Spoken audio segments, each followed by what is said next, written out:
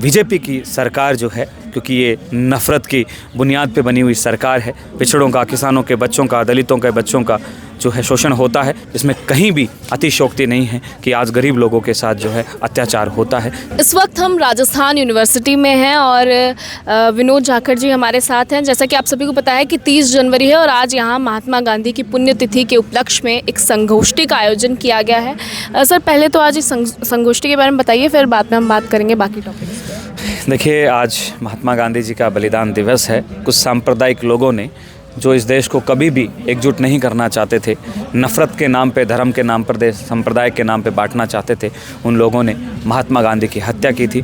लेकिन उनके विचार, उनकी नीतियाँ इस देश के अंदर कण कण के अंदर जिंदा हैं।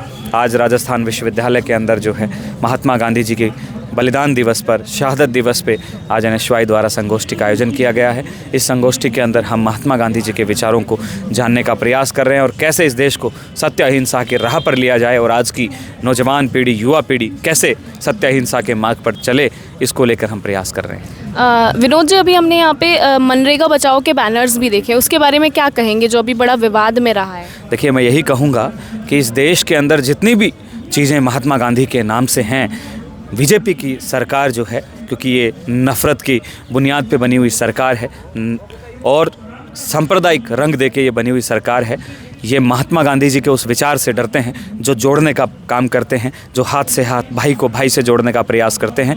ये मनरेगा जो महात्मा गांधी जी के नाम पे ये ग्रामीण रोजगार योजना थी, जो गांव के लोगों को अपने जीवन यापन के लिए रोज़गार देती थी, उसका नाम बदल दिया गया है और उसकी जो रोज़गार की गारंटी थी उसको ख़त्म कर दिया गया है। क्योंकि इनको पता है कि आम लोगों को अगर कैसे भी अपने कब्ज़े में लाना है, आम लोगों को कैसे भी जो है गुमराह करना है, तो सबसे पहले सांप्रदायिक रंग दे दो। तो महात्मा गांधी जी का नाम हटा के इन्होंने जी राम जी करके वो योजना का नाम जो पहले मनरेगा थी उसका नाम इन्होंने किया है।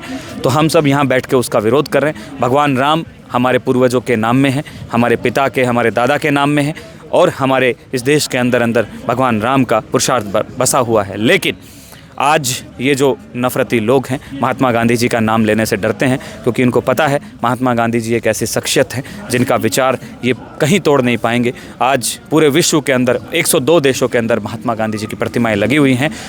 राजस्थान, हिंदुस्तान ही नहीं, उनका पूरा देश, पूरा विश्व लोहा मानता है।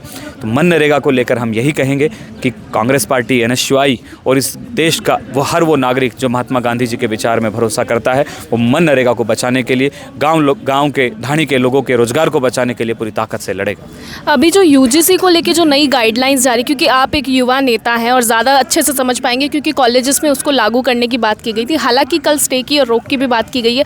क्या विचार है आपके, क्योंकि काफ़ी सुवर्ण जो छात्र थे उन्होंने विरोध भी किया है? देखिए, मुझे लगता नहीं इसमें कोई विरोध करने जैसी चीज़ थी। दलित, आदिवासी, पिछड़े, साथ में जो गरीब जनरल के लोग हैं, जो EWS के अंदर आते हैं, उन तमाम लोगों को किसी भी तरीके से जो है प्रताड़ित नहीं किया जाए। किसी भी कॉलेज, यूनिवर्सिटी कैंपस में साथ साथ कोई प्रोफेसर, कोई नॉन टीचिंग स्टाफ, किसी को भी जो है इस तरीके से प्रताड़ित नहीं किया जाए। ये लड़ाई जो है पायल तड़वी और रोहित वेमुला के परिवार ने लड़ी और उनकी ये बड़ी जीत थी। लेकिन इस देश के अंदर आज एक सांप्रदायिक रंग बहुत ज़बरदस्त चल रहा है और इस देश में वापस से जो है, जो पुराना परंपरा थी सांप्रदायिकता की और ऊंच नीच की, उसको लागू करने का प्रयास किया जा रहा है। तो हम यही कहेंगे कि UGC को भी ये बहुत समझने की ज़रूरत है कि इस देश में आज भी कॉलेज, विश्वविद्यालयों के अंदर शिक्षा के नाम पे जो है गरीब लोगों का, पिछड़ों का, किसानों के बच्चों का, दलितों के बच्चों का जो है शोषण होता है। इस शोषण को रोकने के लिए कठोरता से कानून बनाए जाने चाहिए। सर, विरोध इस बात का हो रहा था कि वो जो एक हम कहेंगे कि ड्रॉबैक है उसमें नए नियम में कि जो कंपनसेशन दिया जाता था कि अगर वो मुकदमा झूठा भी निकलता है तो उसके जिसने मुकदमा किया उसके खिलाफ कोई एक्शन नहीं होगा। आपको लगता है कि कहीं ना कहीं ये कमी है इस नई गाइडलाइंस की? देखिए, सबसे पहली चीज़ तो मैं कहूँगा कि जो इस देश को गुमराह किया जा रहा है कि इसका दुरुपयोग होगा, तो मुझे आप बताइए, एक महिला हैं और अगर आपको ये राइट नहीं मिला होता कि कोई आपकी तरफ नज़र उठा के देखे, आप उसके खिलाफ मुकदमा दर्ज कर सकती हैं, या आपके साथ गलत हरकतें करें आप उसके खिलाफ मुकदमा दर्ज कर सकती हैं। तो ये हज़ारों बहनों पे भी सवाल खड़ा हो सकता था कि महिलाओं को इतना कानून अधिकार नहीं दिया जाना चाहिए कि कल को वो अपने इस का जो है गलत उपयोग कर सके। आज हज़ारों बहनों के साथ दहेज के नाम पे जो है प्रताड़ना होती है, जो कि सच्चाई है इस देश की, क्योंकि हम देखते हैं आज उन बहनों को अधिकार मिला तो वो बहनें हक से जो है अपना अधिकार के लिए लड़ सकती हैं, उनके विरोध में जो लोग हैं उनके खिलाफ काम कर सकती हैं, रिपोर्ट दर्ज करा सकती हैं। तो ये पूरे देश को गुमराह करने का प्रयास किया जा रहा है कि इस जो एक्ट है इसका दुरुपयोग किया जाएगा, ऐसा कहीं भी नहीं है। मैं खुद छात्र राजनीति का हिस्सा हूँ, राजस्थान यूनिवर्सिटी, राजस्थान कॉलेज दोनों का अध्यक्ष रहा हूँ, आज मैं NSY का प्रदेश अध्यक्ष हूँ। मैं पूरे प्रदेश भर में जाता हूँ, देखता हूँ, इसमें कहीं भी अतिशयोक्ति नहीं है कि आज गरीब लोगों के साथ जो है अत्याचार होता है, चाहे वो शिक्षण संस्थान हो, चाहे वो गांव हो, ढाणी हो, कस्बे हो, हर जगह जाति के नाम पे भेदभाव होता है। एक और जो अभी हम बात करेंगे, राजस्थान में युवाओं में जो नशों को लेकर ज़्यादा बढ़ रहा है और आपने अभी एक बीकानेर में जुलूस, मशाल जुलूस भी निकाला था, क्या असर हुआ है उसका और आपको क्या लगता है, क्या संदेश देंगे आज आप? देखिए, मैं आप लोगों को बताना चाहूँगा, राजस्थान का ही नहीं, ये पूरे देश का बड़ा मसला है, बड़ा मुद्दा है। नशा इस देश में आज दीमक की तरह फैल गया है। नशा एक ऐसी आग है जो चुपचाप जल रही है, न जाने कितने घरों को जलाएगी ये किसी को पता नहीं है। सरकार इस पर कोई भी काम नहीं कर रही है। NSY राजस्थान ने पहले दिन से इस पर गंभीरता से काम किया है। पहले हमने जैसलमेर से जयपुर तक साइकिल की यात्रा निकाली थी जिसका नाम था नशा छोड़ो जीवन जोड़ो। इस यात्रा के माध्यम से हम गांव ढाणियों में गए, लोगों को जागरूक करने का प्रयास किया और करीब 17 से 18 हज़ार लोगों को हमने जो है नशे के खिलाफ शपथ दिलाई। अभी हमने जो है गंगानगर, हनुमानगढ़, बीकानेर, चूरू, सीकर, झुंझुनू और अब 3 तारीख को जो है हमारा विवेकानंद ग्लोबल यूनिवर्सिटी में नशे के खिलाफ एक बड़ा प्रोग्राम है जिसमें श्री सचिन पायलट जी भी पधार रहे हैं 3 फरवरी को। तो हम नशे के खिलाफ मजबूती से काम कर रहे हैं और अभी विधानसभा का सत्र चालू है, तो हम कोशिश करेंगे हमारे तमाम विधायकों से मिलकर कि हम लोग राजस्थान की विधानसभा में नशे के खिलाफ कठोर कानून की मांग करें। और हमें ये कहीं ना कहीं अंदेशा है कि नशा जो है सरकार और प्रशासन की शय पे बिक रहा है। आज स्कूल और कॉलेजों के बाहर नशा इस कदर बिक रहा है जैसे कोई चाय और बिस्कुट मिलते हों। तो मैं ये कहूँगा आप मीडिया के बंधुओं से भी कि इससे कोई नहीं बच पाएगा, ना आपके भाई, ना आपकी बहन, ना आपके बच्चे। हम सबको मिलजुल कर नशे के खिलाफ मजबूती से खड़ा होना पड़ेगा। आज गांधी जी की पुण्यतिथि, उसको लेकर कोई आप युवाओं को संदेश, क्योंकि उनके जो उपदेश थे, अगर कुछ कहना चाहें?